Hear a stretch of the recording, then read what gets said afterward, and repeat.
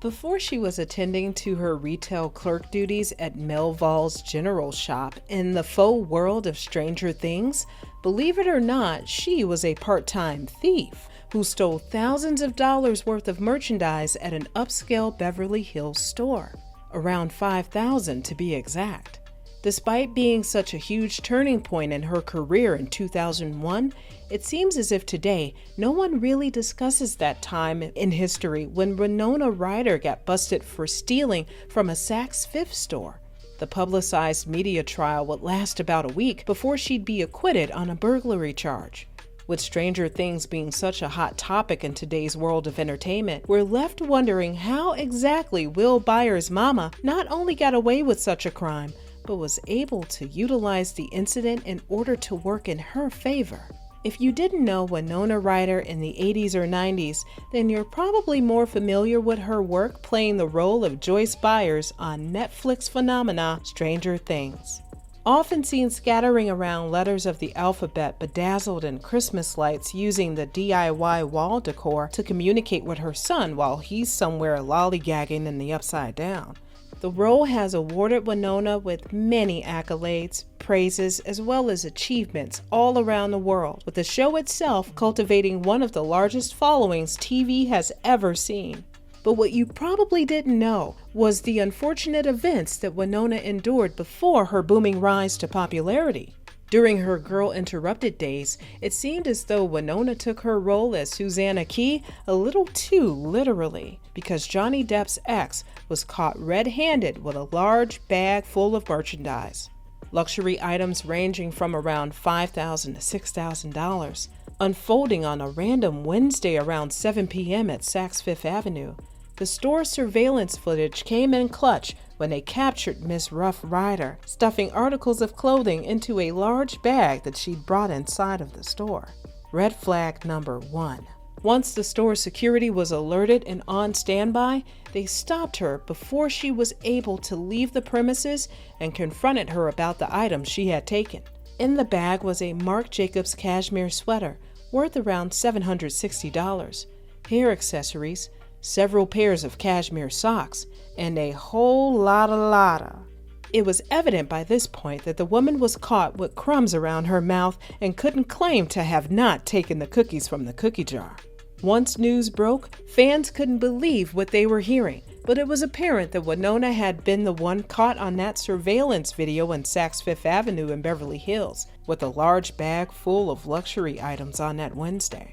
But the question remained as to why exactly Winona would go to such lengths given her status and prime in her career.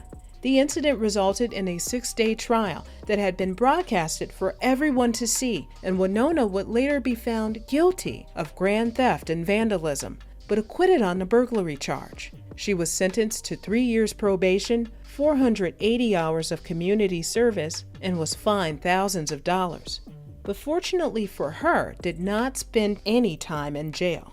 Controversial enough, the jury, which consisted of 12 actors, 6 men and 6 women, found Winona to be riddled with guilt and knocked off one of the charges due to her paying around $3,000 worth of merch before her sticky fingers had been activated.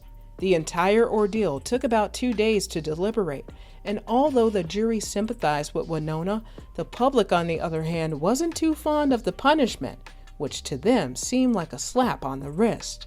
Now officially stamped with the thief title, Winona would be ridiculed all throughout Hollywood, and eventually she'd fade away from the public eye altogether before reappearing years down the road. This time, however, she was ready to talk about that odd occurrence that happened back in '01. In a discussion with Interview magazine in 2009, she confessed to having some trouble in the years leading up to the shoplifting scandal. This making fans question whether or not Winona's mental health was being tampered with, which she indirectly hinted at before. At that point in her life, she felt as though she hit a blockage or wall. In other words, she was going off the deep end. Everything makes sense when you find out that the police had found a bottle of antidepressant pills on her when she went to go rob Saks and Fifth and had been sent to somewhat of a psychiatric hospital during her teen years. Yet another case of art imitating life, The character Susanna she played in her 1999 film featuring Angelina Jolie, Girl Interrupted, seems to be an autobiography based on Winona's shadow self, but in real life. To make matters even worse, the drugs found on Winona weren't even prescribed to her, or so they thought. Prosecutors would eventually end up dropping all drug-related charges once Winona's doctor sent a note to the judge stating that he had provided her with the painkillers without a prescription. That all sounds handy and dandy, but it still doesn't explain why Winona randomly decided to assist herself to a 5-finger discount at Saks Fifth. Well, allegedly, this wasn't her first rodeo. She had stolen from other New York-based stores and areas before, but those cases never seemed to come to light due to her level of notoriety at the time. Again, allegedly. Her absence from the Hollywood scene seems to be a great deal of wealth for her mental stability, that is. She's not only addressed that era of her life not just once, but a couple of times throughout the years, which shows that she's taking some time to recenter herself and work through any past trauma. Yeah, she admits that it in fact was her who was caught on candid camera with a Marc Jacobs sweater stuffed recklessly in her bag, but doesn't believe that the incident was as big of a deal as the public made it appear. I mean, she stole a few items from the store, but it wasn't an O.J. Simpson level case, or ironically enough, even a Johnny Depp versus Amber hearing. As weird and wonky as the world of stan culture and pop cult fanatics are today, what probably should be looked at as a serious fault in anybody's career has since been upheld as somewhat of a trophy and pivotal point in Winona's career. Instead of holding her accountable, people began to look at the incident as an iconic pop culture moment, even going as far as to pinpoint how cool Winona Ryder was for stealing. But PSA, there's absolutely nothing cool about stealing.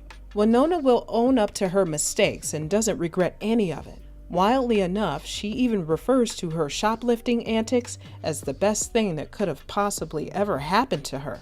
The mishap was a huge factor as to why she had taken a break from her passion of acting in the first place, and further prompted her to ask herself whether or not she'd be okay if she wasn't playing the roles of fictional characters, forcing her to venture out and explore different options, hobbies, and interests. It's safe to say she probably wouldn't have ever gotten a chance to do all the things she loves if she had ever decided to step foot inside of that Saks Fifth store and clean up shop.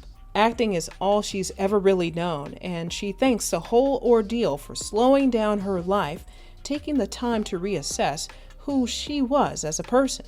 But the biggest and best takeaway of it all is the topic surrounding mental health.